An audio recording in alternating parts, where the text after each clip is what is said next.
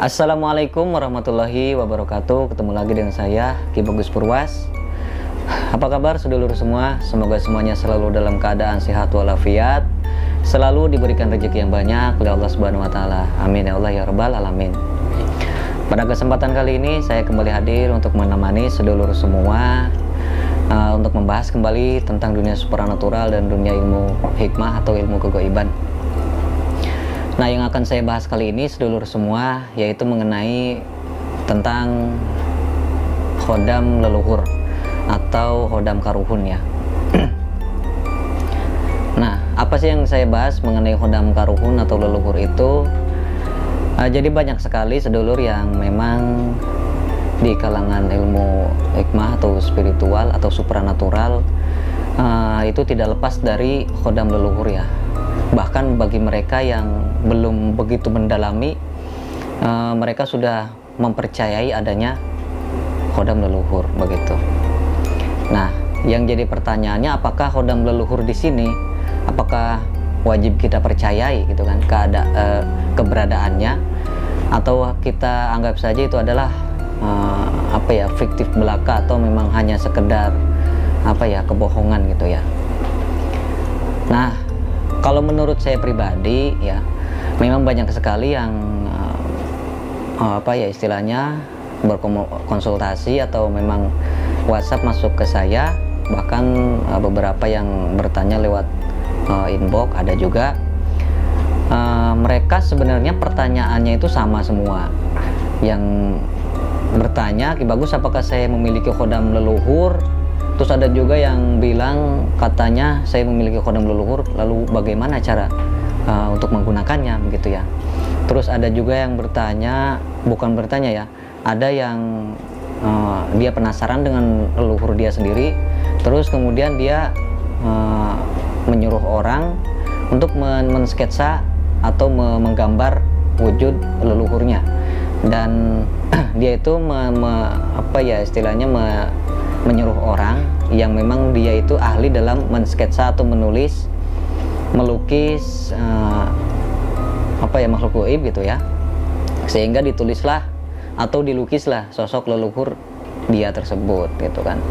Ini hanya sekedar untuk mengobati rasa penasaran begitu, rasa penasaran. Sedangkan banyak sebenarnya di antara mereka itu yang tidak tahu cara menggunakan leluhur, tidak tahu asal usulnya gitu kan. Dia hanya mempercayai saja, tidak tahu bagaimana sebab dan akibatnya memiliki khodam leluhur tersebut gitu. Nah, kalau menurut saya sih kita tidak perlu untuk mempercayai khodam leluhur ya. Kita tidak perlu. Anggap saja hanyalah hal jangan dianggap begitu penting lah begitu. Jangan dianggap begitu penting, karena yang namanya leluhur itu khodam leluhur ya, leluhur yang mendampingi kita itu hanyalah sekedar bonus lah gitu, bonus, atau tanpa kita inginkan, tanpa kita niatkan, leluhur itu akan mengikuti kita gitu kan sejak kita lahir begitu. Tapi meskipun ada memang beberapa kasus yang ketika dia dewasa leluhur tersebut hadir atau mendampingi ketika dia dewasa begitu. Nah, ini dikarenakan memang ada beberapa faktor. Di antaranya karena memang leluhur tersebut atau korin dari leluhur tersebut itu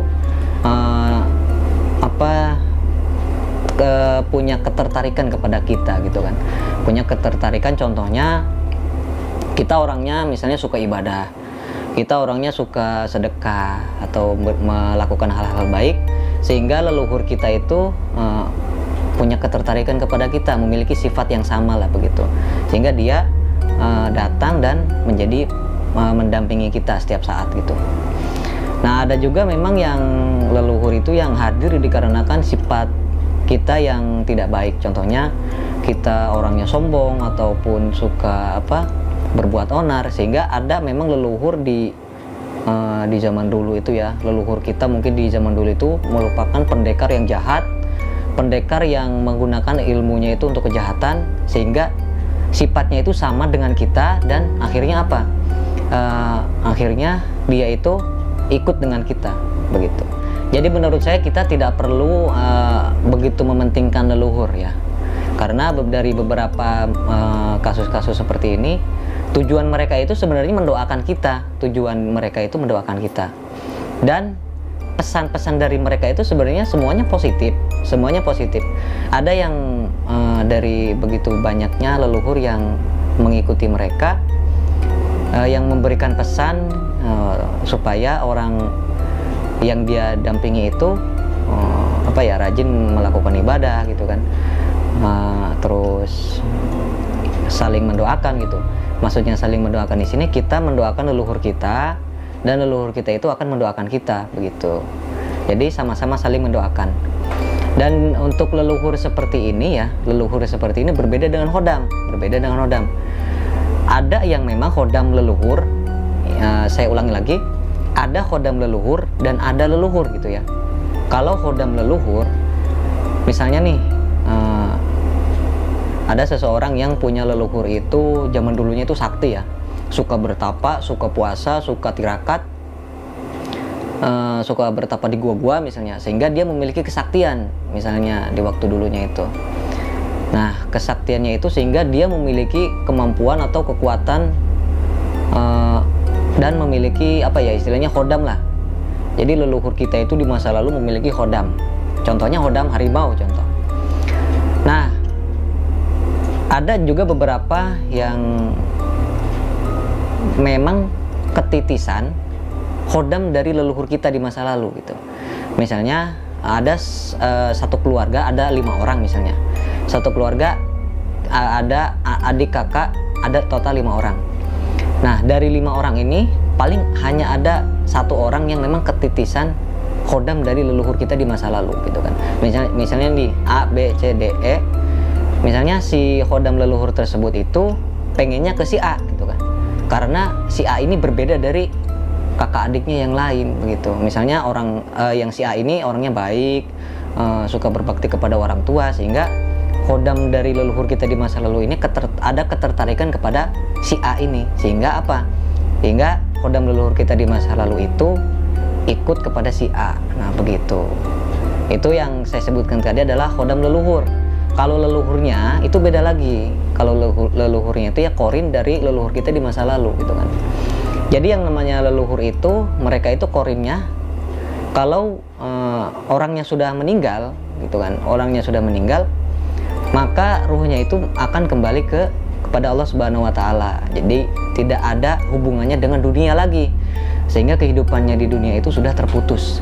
Nah, sedangkan leluhur kita ini adalah korinnya gitu kan. Korin dari leluhur kita yang pernah hidup begitu. Korin dari leluhur kita yang pernah hidup. Jadi kalau korinnya ini tidak akan bisa meninggal selamanya begitu ya. Jadi tidak akan bisa meninggal selamanya sampai memang sampai hari kiamat nanti begitu, wallahu a'lam. Jadi seperti itu menurut pengetahuan saya. Sehingga korin-korin dari leluhur kita itu mendampingi kita, mendoakan kita, dan ikut dengan kita setiap saat gitu. Sehingga aktivitas kita sehari-hari itu dia itu selalu memantau gitu kan, selalu mensupport gitu kan. Kalau misalnya kita dalam kesedihan gitu atau kesenangan, maka leluhur kita itu akan selalu mendoakan begitu. Itu pun kalau kitanya juga mendoakannya begitu ya. Kalau kita mendoakannya, maka dia pun akan mendoakan kita gitu kan, seperti itu. Jadi di sini kita tidak perlu istilahnya begitu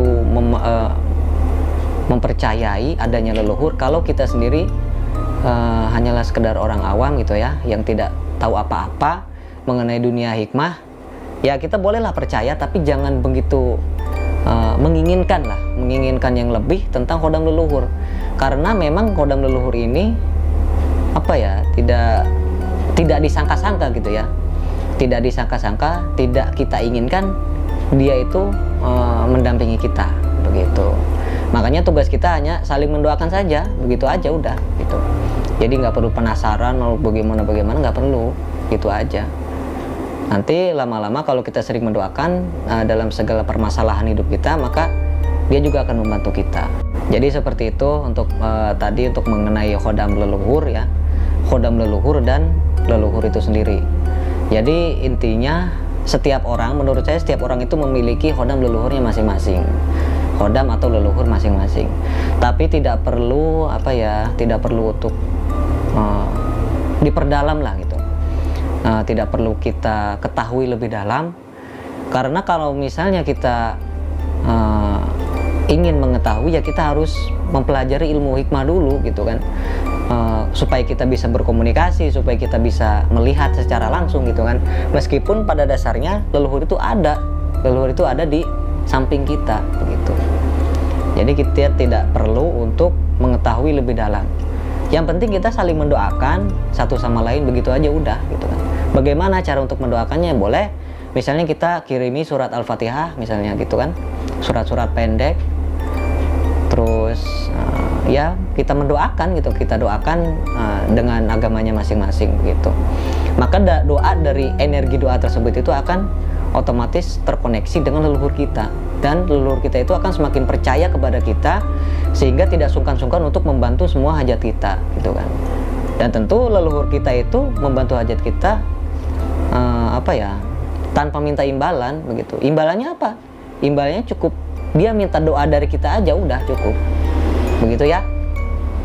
Mungkin pembahasan tentang hodam leluhur dan leluhur kali ini cukup sekian saja dulu. Semoga bisa bermanfaat untuk semuanya. Jangan lupa like, comment, and subscribe selalu channel ini supaya semakin berkembang. Baiklah dulu semua, saya Ki Bagus Purwas. Assalamualaikum warahmatullahi wabarakatuh.